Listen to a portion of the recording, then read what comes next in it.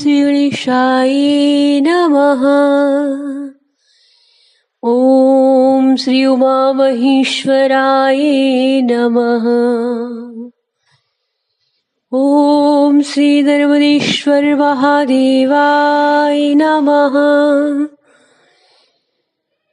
ओम शांताकारं भुजगशयनं पद्मनाभं सुरेशं विश्वाधारं गगनसदृशं मेघवर्णं शुभांगं लक्ष्मीकान्तं कमलनयनं योगिर्भिध्यानिगम्यं वन्दे विष्णु भवभयहरं सर्वलोकैकनाथं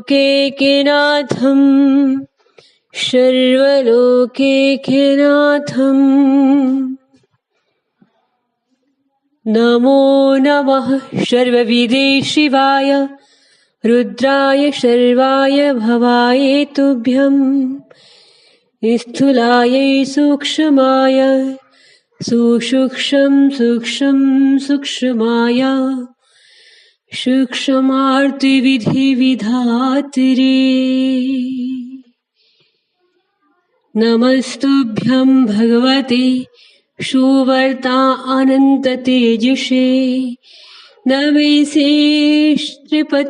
बीजिने शूलिने नमो नमः सुमेधाचाय मेधाय दण्डिने रुक्षरेतसे नमो ज्येष्ठाय श्रेष्ठाय पूर्वाय प्रथमाय च नमो नममाननाय पूज्याय सतोजाताय वे नमः गव्याराय घटेशाय व्याघ्रम्राय च नमस्ते हरदेव दादिनं भूतानां प्रभवे नमः वेदानां प्रभवे चैव स्मृतनां प्रभवे नमः प्रभवे कर्मधाराणां द्रव्याणां प्रभवे नमः नमो योगस्य प्रभवे सांख्यस्य प्रभवे नमः नमो धुर्वनिबन्धामृषीणां प्रभवे नमः शिवो नो भव सर्वर्थ यो असि सोऽसि नमोस्तुते। यथार्थ हे सुवर्ताप अनंत भगवान श्री विष्णु बोले, हे सुवर्ताप अनंत तेज संपन्न भगवान को मेरा नमस्कार है। क्षेत्राधिपति विजय त्रिशूलधारी को नमस्कार है। सुमेढ़ सुंदर लिंग वाले, अर्चन मेढ़ पूजनीय लिंग वाले, दंडी तथा रुक्षरेता रुक्ष वीर्य वाले को नमस्कार है। ज्येष्ठ को, श्रेष्ठ को, पूर्व को, प्रथम को नमस्कार है। मान्य को, पूज्य को और शत्रुजात को नमस्कार है। गवहर अगम्य को नमस्कार है। चेष्टमान जीवों के स्वामी को तथा आकाश एवं वृक्ष की छाल को अंबर वस्त्र के रूप में धारण करने वाले और हम विष्णु आदि देवों के स्वामी को नमस्कार है। वेदों के स्वामी तथा स्मृतियों के स्वामी को नमस्कार है। कर्मों तथा दान आदि के स्वामी, द्रव्यों के स्वामी को नमस्कार है। योग के प्रभु को नमस्कार है और सांख्य के प्रभु को नमस्कार है। सब दृश्यों के प्रभु को नमस्कार है। आप हमारे लिए सर्वत्र कल्याणकारी हो। आप जो कोई भी है, हे शंभु महाराज, आपको नमस्कार है। श्रीलिंग महापुराण में ऐसी सुंदर स्तुति श्री विष्णु द्वारा की गई है। इस स्तुति का ध्यान करते हुए हम भगवान श्री कृष्ण के कार्तिक मास महात्म्य का श्रवण करेंगे। श्री कार्तिक मास महात्म्य 25वां अध्याय। बड़ी ही सुंदर तिथि है, कार्तिक शुक्ला नवमी तिथि। इसके विषय में श्री कार्तिक मास महात्म्य में बताया गया है, जो हम श्रवण करने वाले हैं कि इस दिन दान आदि, जप तप करने, हवन आदि प्रदक्षिणा करने का कई गुना फल प्राप्त होता है। जितना सामान्य दिनों में होता है उससे कई गुना फल इस तिथि को जप, व्रत, दान, प्रदक्षिणा, हवन आदि करने का फल कई गुना अधिक प्राप्त होता है। कल हमने श्रवण किया था कि किस प्रकार गोपाष्टमी के शुभ अवसर पर भगवान श्री कृष्ण इस दिन से गोचारण प्रारंभ करते हैं। उसके शुभ अवसर पर इस तिथि को हम कलयुग में भी सभी गोपाष्टमी के नाम से मनाते हैं। इस दिन गौ माता की पूजा, सेवा, अर्चना करते हैं। गौ माता को चारा आदि डालते हैं, उनसे आशीर्वाद ग्रहण करते हैं, दीपदान आदि उत्सव मनाते हैं, गौ माता की प्रदक्षिणा करते हैं, उनकी पद धूलि अपने माथे पर धरते हैं, उनको नमन करते हैं, नमस्कार करते हैं। गौ माता में तीनों देवों का वास है, उनको प्रणाम कर देने मात्र से ही त्रिदेव प्रसन्न हो जाते हैं। तो ये सब हमने कल श्रवण किया। कल के महात्म्य में, आज के महात्म्य में बड़ा सुंदर वर्णन है। शुक्ला नवमी तिथि के दिन जब तप दान करने का कितना गुना अधिक फल प्राप्त होता है। यह तिथि इतनी विशेष क्यों है, इसके विषय में भी कहा है, क्योंकि यह सतयुग की आदि तिथि है। राजा पृथु ने कहा, हे नारद जी, आप वेद, शास्त्र तथा पुराणों के ज्ञाता है, सो कृपा करके बताइए कि किस देवता की कितनी कितनी परिक्रमा करनी चाहिए, उनका क्या फल है। यह वार्ता तो सुन करके, यह प्रसन्न सुन करके श्री नारद जी कहने लगे कि देवी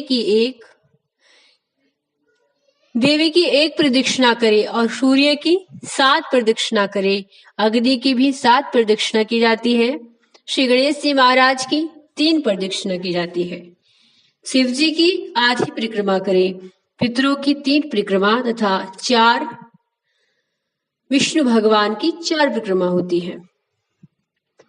इस संबंध में ब्रह्मा जी के द्वारा कहा गया एक वृत्तांत भी है, चित्त लगा करके श्रवण करो, जो कि बृहस्पति जी और इंद्र का संवाद है।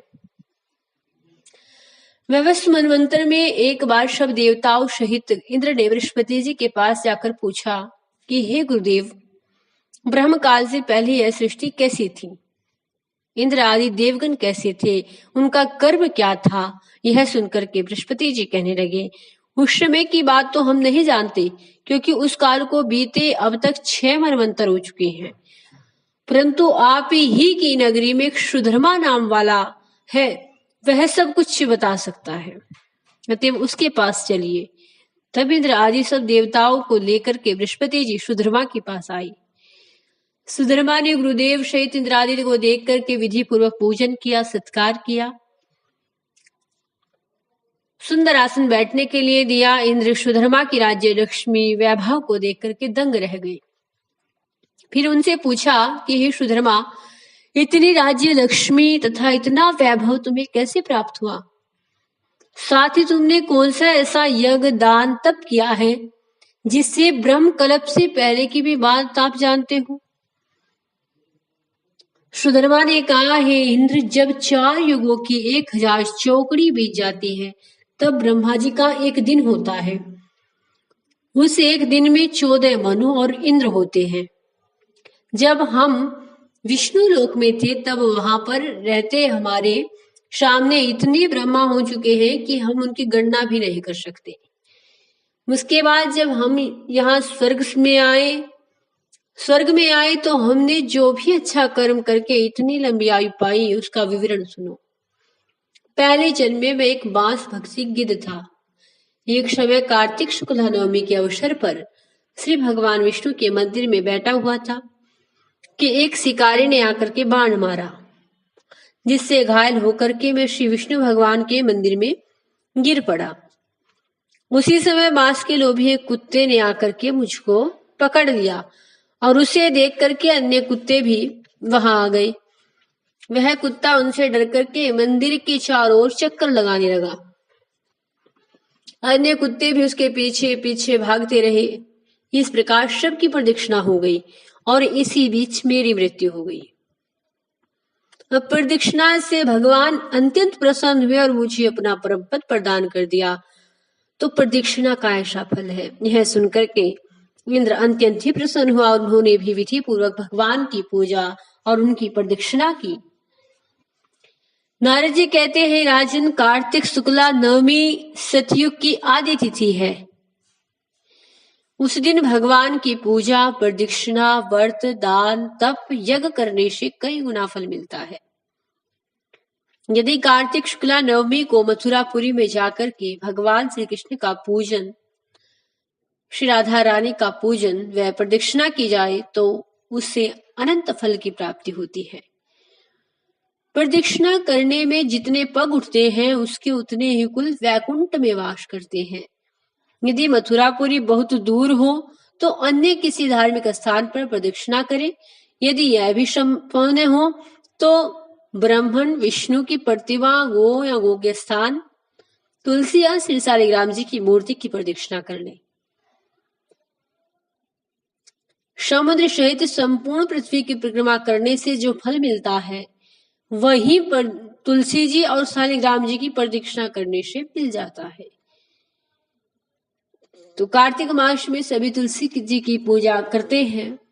उनकी प्रदक्षिणा करने का इतना फल है जितना कि समुद्र सहित संपूर्ण पृथ्वी की परिक्रमा करने से जो फल प्राप्त होता है वह फल मात्र माँ तुलसी जी की और शालिग्राम जी की मूर्ति की प्रदक्षिणा करने मात्र से हो जाता है। कार्तिक शुक्ल पक्ष की नवमी को गो, ब्राह्मण, देव मंदिर, तुलसी वन, साधु, वैरागी, परमहंस, यथार्थ जीवन मुक्त, गृहस्थ, वेद, उपवेद और पुराण ये सब ग्राम में ही वास करते हैं। इसलिए ग्राम की प्रदक्षिणा करनी हो तो प्रातःकाल उठ करके सोच आदि से नित्य कर्म से निवृत्त होकर कमंडल हाथ में लेकर ओम नमो भगवते वासुदेवाय, ओम नमो भगवते वासुदेवाय, ओम नमो भगवते वासुदेवाय इस प्रकार मंत्र का उच्चारण करते करते सूर्योदय से पहले ही आरंभ करे प्रदक्षिणा। ब्राह्मण, देवस्थान, तुलसी तथा शालिग्राम जी की मूर्ति की परिक्रमा सूर्य उदय के बाद भी कर सकते हैं, लेकिन ग्राम की प्रदक्षिणा हमेशा सूर्य उदय से पहले करें। यह विधान है। बोलिए श्री लक्ष्मी नारायण देव की जय, श्री राधे कृष्णा की जय, नवमी तिथि की जय।